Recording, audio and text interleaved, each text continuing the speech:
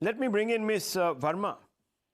Now, there are a couple of things, Ms. Verma, and I'm going to take off from Dr. Ranganathan and be a little cynical. I wear that hat sometimes when, especially you are there on the channel. So it's Tuesday and it's Ms. Verma's day, and for me to be cynical, so let me begin. Albanese has called Modi the boss. Isn't it true that the Indian vote in Australia or in the US or for that matter in the UK cannot be ignored anymore? That's my first question to you. Secondly, I'll supply some figures to what Dr. Ranganathan was talking about. So we go out there. Now we have a lot of money sloshing around in our pockets. Just how much? Let me tell you, defense spending by India viewers, we're the fourth largest defense spenders last year. In fact, this figure has gone up by 47% since 2013.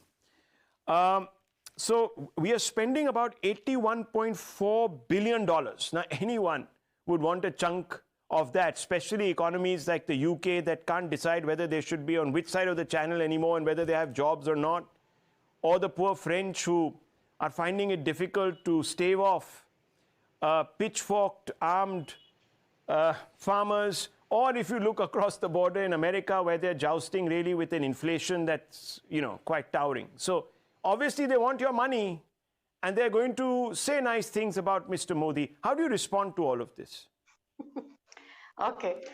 Rahul, I welcome your cynicism, and I have no qualms in admitting India Upfront remains one of my favorite shows, both as a panelist and as a viewer.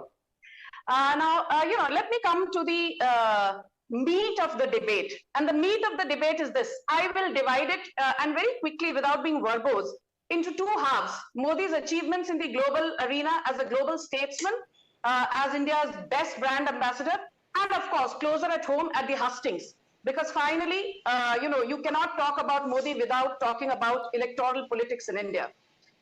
I think you've summed it up very well, but for the benefit of your viewers, let's look at what Modi has achieved in terms of a paradigm shift in the entire electoral narrative.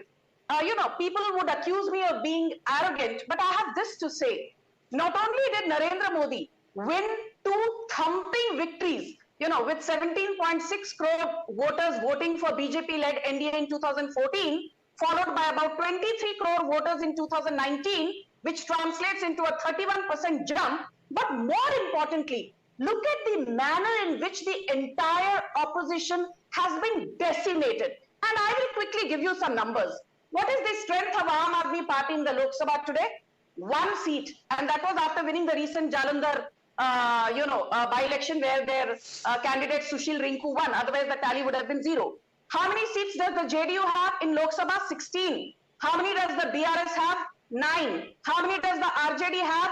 0. How many does the TMC have? 22. How many does the Samajwadi Party have? 3. Now, the grand total is how much? It is 51. On the other side, you have the Congress at 52. I'm not talking of BJD, DMK, etc., because they are currently holding their cards close to their chest.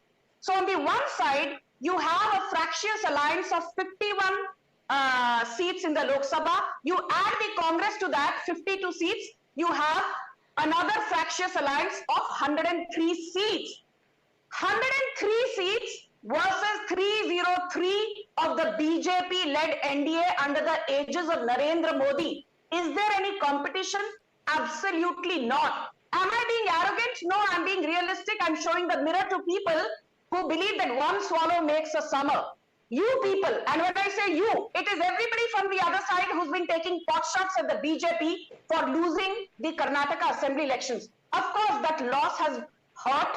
That loss has been very upsetting. I will lie if I were to say all is hunky-dory. All is not hunky-dory, but let me ask you a simple question. Forget 2019 when we won 25 out of the 28 seats in Karnataka in Lok Sabha. Look at the history of the BJP in Karnataka in 2004, 2009, 2014 Lok Sabha. Our lowest tally was 17 seats in 2014. Prior to that, we won 19 seats. What has been the Congress tally? The highest tally of the Congress has not been more than 9 seats. Again, absolutely no comparison. Now the most important thing, very quickly, on the economic front, I will repeat what Prime Minister Modi said today. I heard that clip at least half a dozen times. Which is the country which undertook the world's largest vaccination drive? India. Which is the fastest growing economy for the third year running? India. Which is the world's second largest mobile manufacturer? India. Which has the world's highest fintech adoption rate? India. Which has the world's second largest number of internet users? India. Which is the world's second largest two-wheeler manufacturer? India.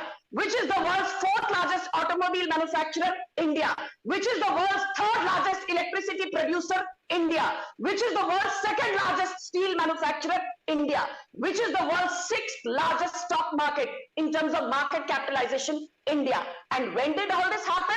All this happened under the aegis of none other but Prime Minister Narendra Modi. So before you take pot shots at him, look at his credibility and track record. And Rahul, I came across a very interesting quote when I was doing homework for your debate. Last year, Piyush Goyal was in Australia and he signed the ECTA, Economic Cooperation and Trade Agreement, to boost bilateral commercial ties with Australia.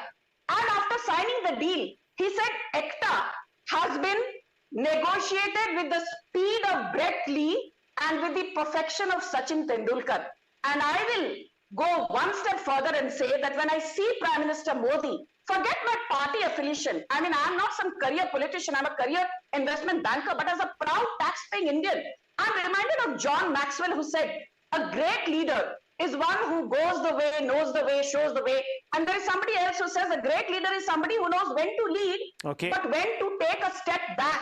But in the case of Narendra Modi, there is no stepping back, because the entire opposition, Rahul, 20 seconds, Sonia Gandhi plus Rahul Gandhi plus Tejasvi Yadav plus Lalu Prasad Yadav plus Akhilesh Yadav plus Arvind Kejriwal plus Mamata Banerjee plus Siddaramaiah plus DK Shivkumar, all put together on the one side, and Narendra Modi, ek akela sab par bhari. Well, that of course